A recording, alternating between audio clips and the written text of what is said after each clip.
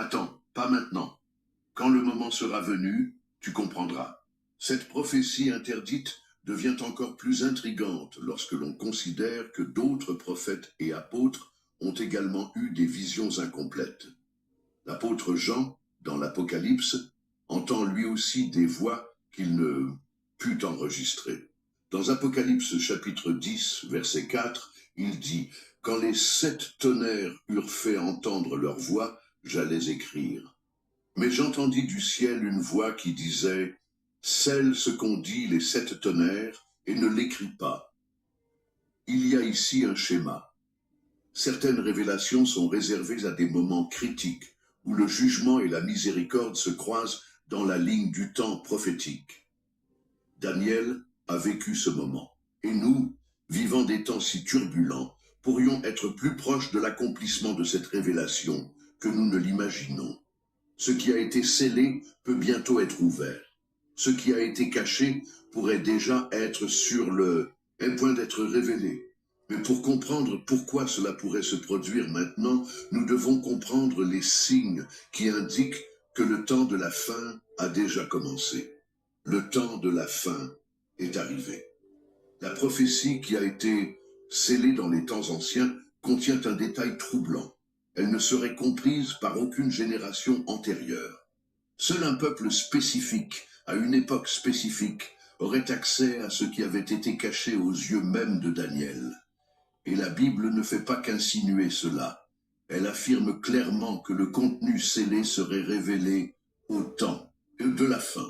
Ce qui nous amène à la question inévitable. Sommes-nous cette génération? Le livre de Daniel, chapitre 12, verset 9, réaffirme ce qui avait déjà été dit au prophète. Va, Daniel, car ces paroles seront tenues secrètes et scellées jusqu'au temps de la fin.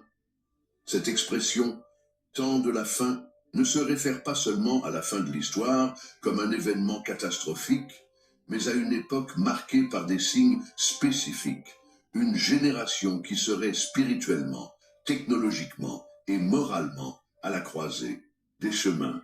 Et c'est exactement à ce point de l'histoire que nous nous trouvons. Nous vivons à une époque où le monde avance à une vitesse jamais expérimentée auparavant. L'information est instantanée, les conflits sont mondiaux et la foi, dans de nombreux endroits, est traitée avec indifférence ou dérision. Mais en même temps, c'est dans ce chaos moderne que les anciennes prophéties recommencent à respirer.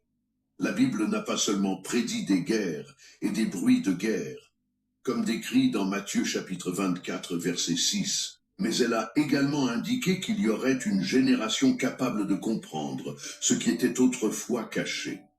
Cette génération, la nôtre, est marquée par quelque chose qu'aucune autre n'a expérimenté. L'accès massif et illimité à l'information, à la science et aux textes sacrés. Ce qui autrefois était réservé aux scribes, aux prêtres et aux prophètes peut aujourd'hui être consulté par toute personne possédant un téléphone portable. Et bien que cet accès ait produit de la connaissance, il a aussi généré de la confusion. L'excès de voix nous embrouille, et dans ce bruit d'interprétation humaine, la révélation de Dieu reste ferme, attendant des cœurs disposés à écouter avec révérence. L'apôtre Paul, dans sa lettre aux Romains, chapitre 13, verset 11, avertit « Cela importe d'autant plus que vous savez en quel temps nous sommes. C'est l'heure de vous réveiller enfin du sommeil. Car maintenant, le salut est plus près de nous que lorsque nous avons cru. » Cette exhortation est comme une alarme spirituelle qui sonne avec urgence. Paul ne parlait pas seulement d'un temps chronologique, mais d'un temps spirituel, un kairos divin. Et si le salut est plus proche, alors le temps de la fin l'est aussi. Une autre preuve marquante que cette génération est distincte peut être observée dans la restauration d'Israël en tant que nation. Un jalon prophétique que beaucoup considèrent comme essentiel à l'accomplissement des prophéties des derniers jours. Ésaïe chapitre 66 verset 8 pose la question: une nation peut-elle naître en un seul jour?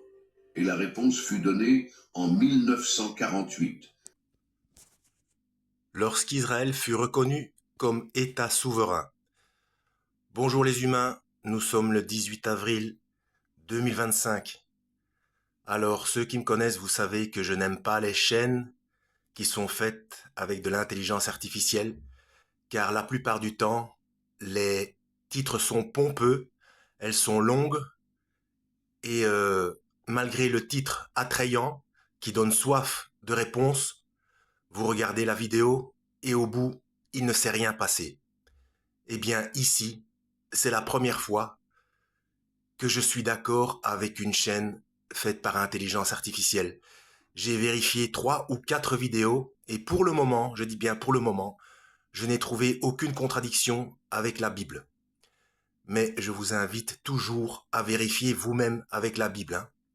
Comme Shaoul disait, donc Paul concernant les gens de Bérée, qui tous les jours allaient vérifier pour voir si ce qu'on leur disait était exact.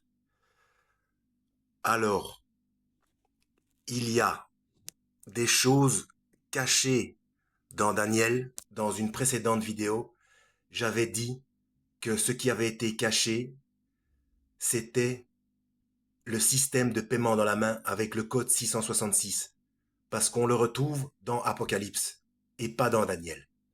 Par contre, dans Apocalypse, le chapitre 10 quelque part, si je ne m'abuse, il y a aussi des choses qu'on a demandé à Yohanan, donc à Jean, de cacher.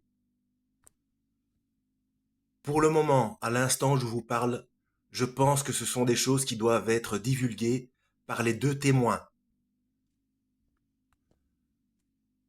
de manière à ce qu'on ne puisse pas leur dire qu'ils ont été copiés ça quelque part. De la même manière que le système de paiement dans la main avec le code 666 ne peut pas avoir été copié de Daniel. Les choses s'accumulent et les choses se précisent. Il est donc temps de lire la Bible, même si vous ne la lisez pas. Vérifiez vous-même. Je vous dis donc, le nom de cette chaîne, c'est Fatos Biblikos. Fatos Biblikos. Avec F, hein, F-A-T-O-S. Voilà, vérifiez toujours avec la Bible, on ne sait jamais. Mais pour moi, c'est la première chaîne d'intelligence artificielle qui est vraie et juste. En espérant avoir été utile, soyez prudents, lisez la Bible et que Yahweh vous guide.